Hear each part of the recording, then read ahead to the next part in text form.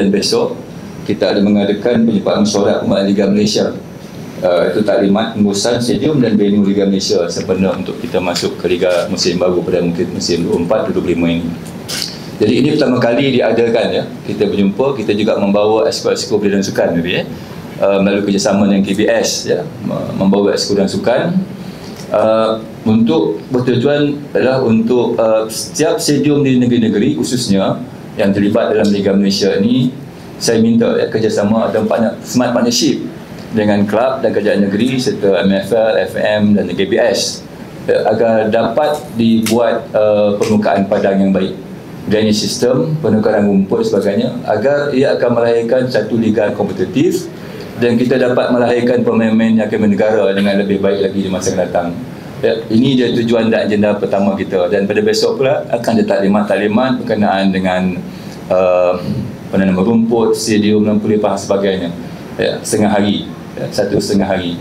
Hari ini penuh, dan pada pagi tadi semua exco belia dan sukan telah dibawa, dan CEO dibawa ke Stadium Sultan Ibrahim untuk melihat stadium dan padang.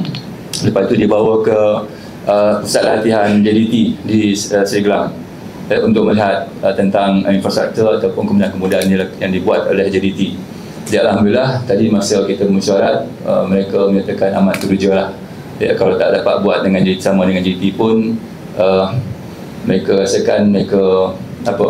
Dan sebentar lagi YB Hana Hayyo pun akan membentangkan suatu yang amat baiklah bagi kelab dan kerajaan negeri ya, daripada Kementerian Belia dan Sukan tersebut.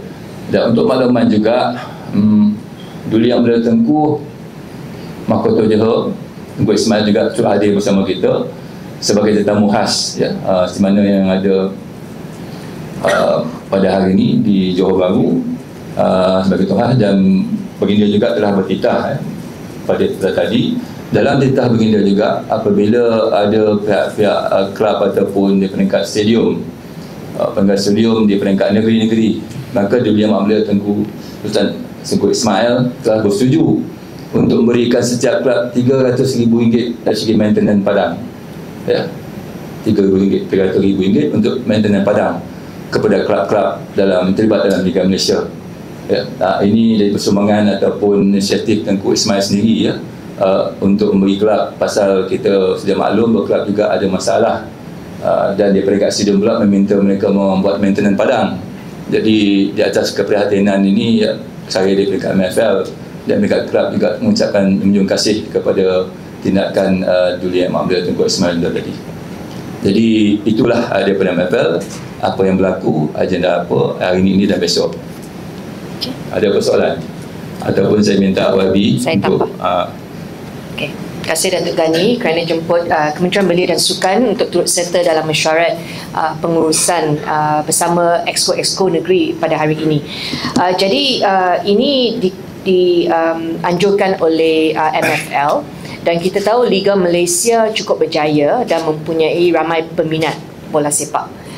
Seluruh Malaysia anggaran peminat lebih kurang 15 juta dan kesan kepada ekonomi sangat besar, melebihi 600 juta setahun. Okay. Tahun lepas 2023 kita telah memberi tawaran kepada setiap negeri grant penanaman rumput Zion Zoysia, tetapi tidak diambil oleh apa-apa negeri lah. Tahun ini soal kenapa mereka tidak mengambil grant penanaman rumput tersebut, kerana ia tertakluk kepada pembaikan saliran dulu padang mereka, kemudian kos untuk maintenance.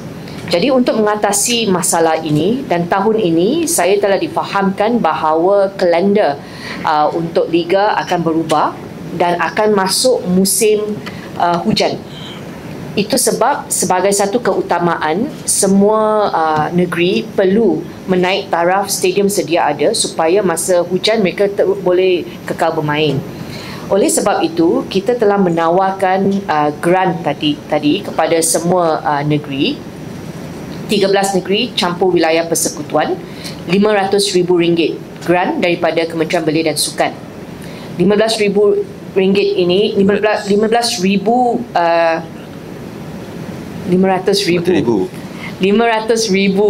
grant ini mempunyai dua aspek. Satu, 300,000 untuk naik taraf saliran, 200,000 untuk grant penanaman rumput. Okey. Jadi kita akan bayar kepada negeri RM500,000.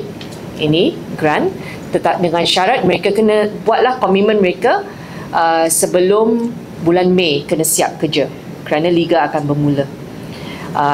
Selepas mereka buat ini, tawaran hadiah daripada Tunku Mahkota Johor adalah RM300,000 untuk maintain padang tersebut untuk 12 bulan.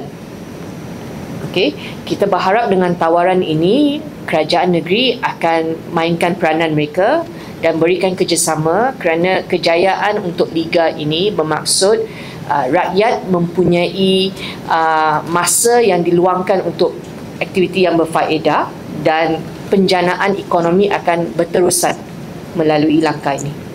Okey, ada soalan? Sorry, sebab tadi kita sikit.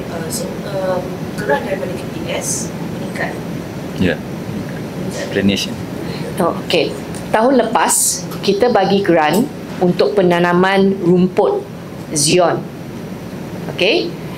Kemudian negeri semua kata mereka nak tunggu dulu kerana mereka kena cari duit sendiri untuk buat naik taraf saliran. Okey. Dan satu lagi, mereka tidak tahu komitmen untuk maintain rumput tersebut. Itu sebab tak ada negeri yang nak take up.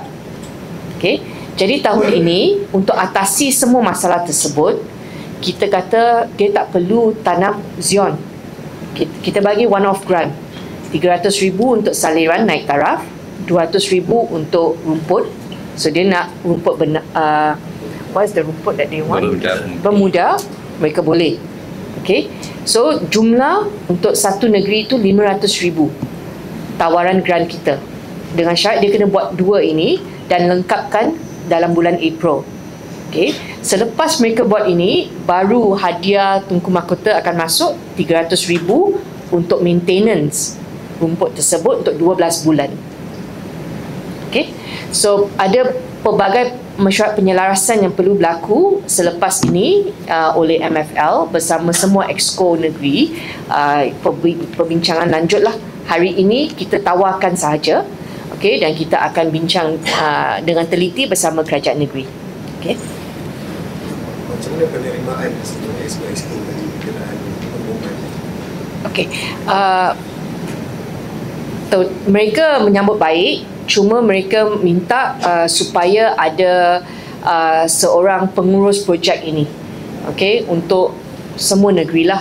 Kalau mereka kena usahakan sendiri, mungkin kos akan naik. Jadi kalau MFL, saya telah minta MFL dengan KBS duduk bersama untuk bincang dengan exco-exco negeri supaya dia nampak sebagai national project penyelarasan. Ya. Kalau tidak masuk musim hujan dan kita tengok keadaan padang, kos akan naik. Bila tak dapat main dan mereka kena tinggal hotel lagi satu malam, all these cost bila naik, kita yang rugilah. Okay. Yeah. Stuart, Soalan lagi? Untuk yang RM300,000 ni untuk semua kelab? Untuk semua kelab ke atau untuk Liga Super atau Liga Premier saja? negeri. RM300,000 daripada Tengku tu. Ya, Negeri. untuk Liga Super. Daripada KBS? Kelab. Untuk kelab ni. No, Oh, KBS. RM500,000. no. RM300,000 campur RM200,000, RM500,000 untuk satu negeri. Okey, satu negeri dia kena tulis kepada kita nominate satu lokasi. Okey, dan lokasi itu mesti yang digunakan untuk perlawanan liga. Tak guna dia pergi upgrade satu padang yang tak digunakan. Okey. So clear the lokasi. Ya. Yeah. Untuk MFL, jadi kalau macam contoh saya ambil stadium MBPJ, dia dipakai oleh Selangor dengan PDMM, jadi siapa yang akan bear yang dapat gerak dan siapa yang akan maintain daripada the management of the stadium is by MBPJ at the moment. Yeah, this matter was raised also in the meeting. The understanding is that the upgrade is the single stadium, right? So the stadium will receive the upgrade as per breakdown by YB. There are 500,000 to start, and the kurniahan Tuanku 300,000 that will come after. So that will be used as a shared venue. Yeah, so it's a venue upgrade, not a grant to a team. Yeah, it's a grant Yes. to improve a stadium. Thank you. Ya. Itu sebab penyelarasan dan komunikasi dilakukan melalui exco sukan setiap negeri, kerana ini adalah usaha bersama kerajaan negeri dan kerajaan persekutuan. Ya. Ada lagi? Sebab rumput yang digunakan bukan it's Bermuda, right? So No. It's up to them Yeah. what rumput they want. Our aim, the end game is stadium itu tak boleh banjir. Okay, supaya permainan boleh diteruskan, tak ada kerugian. Betul, tambah baik saliran dan grant penanaman rumput. Cuma tadi ada saranan supaya tidak menggunakan cow grass. Kerana cow grass, saya bukan expert, tetapi itu adalah saranan dalam mesyuarat tadilah. Just it's on a technical matter, the reason for the request for it to be, for us to look further than cow grass is that the base soil of cow grass is mud and a lot of tanah liat. Dengan itu bila hujan berlaku, takungan air masih akan berlaku dalam jangka masa panjang. So walaupun saliran diperbetulkan, tetapi kegunaan dalam waktu hujan tidak sesuai. So these are the input that we've spoken to all participating clubs. We believe that everybody is looking ahead towards the new season. Obviously there's concerns how much work can be done before the kick-off in bulan Mei. Dan tetapi MFL is flexible enough to have that individual conversations with each team to ensure that this transition year, we can also not look at it as a calendar transition but infrastructure transformation as well. So we hope that the clubs take this opportunity because it doesn't come very often, and takes this opportunity with the long lead time that we have before the kick-off of the league to invest in the infrastructure upgrades that is needed. Tapi we are very practical. Kita akan tengok dulu penyelarasan, dan yang saya risau sekarang, selepas ini ada negeri yang kata saya tak nak. Walaupun saya nak bagi duit, saya tak nak. Kerana mungkin saya tak nak keluarkan duit yang tambahan yang lebih ataupun macam mana. Jadi kalau kita ada penambahbaikan daripada semua negeri, ada setengah yang ambil take up rate tu, kerugian semasa musim hujan itu akan berkurangan. Okay? Hasrat saya adalah semua bekerjasama untuk bawalah, kerana kita dah set aside 7 juta peringkat KBS untuk setiap negeri ini, 500,000 satu. Okay? So saya nak mereka kerjasama. Itu sebab hari ini semua exco negeri dijemput untuk datang bersama untuk bincang. Ya. Saya tambah Pak Ibi.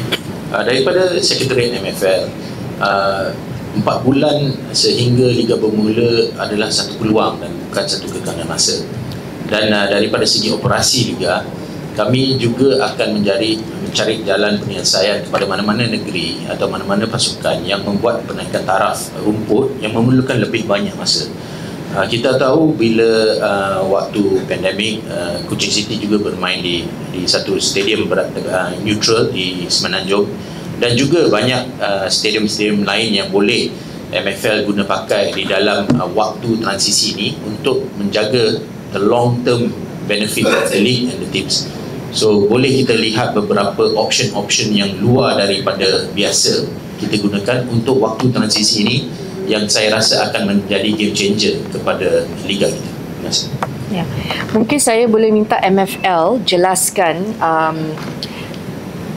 kesan-kesan bila stadium tak dinaik taraf dan musim hujan, dan the change of this musim hujan dalam kalender. Ya. Thank you, YB. The reason for the change, as you all know, is the change of the AFC calendar, and prior to this, we used to stop at before the rainy season. So November, December, January, February itu tidak dimainkan perlawanan liga. Dengan pergerakan kalender AFC, bermakna terpaksalah kalender kebangsaan digerakkan bersama. Dengan pergerakan tersebut, banyak pertimbangan yang perlu kita lakukan. Tahun lepas 11 perlawanan telah ditunda hanya disebabkan waktu hujan dan perlawanan tidak dapat dimulakan awal. 2 perlawanan telah dibina tarikh 1 bulan Mac dengan 1 bulan September. So walaupun kita lihat kita bermain di dalam tempoh musim hujan, tetapi dua perlawanan yang tertangguh tahun lepas adalah bulan Mac dan bulan September yang luar. So dengan keadaan cuaca yang tidak menentu, ini menjadi satu pergerakan transisi yang lebih praktikal untuk kita lihat liga kita bermain pada bila-bila masa. So itulah menjadi permulaan untuk kami menganjurkan perbincangan sebegini, multi stakeholder conversation, yang dalam waktu transisi Liga Malaysia, walaupun the privatisation football clubs sedang berlaku, tetapi dalam aspek ekosistemnya, kerjasama antara kelab bola sepak dan persatuan dan juga badan-badan kerajaan tempatan perlu lebih erat dan lebih efektif. Sebagaimana kata Datuk Ghani tadi, smart partnership di peringkat tempatan perlu lebih kreatif.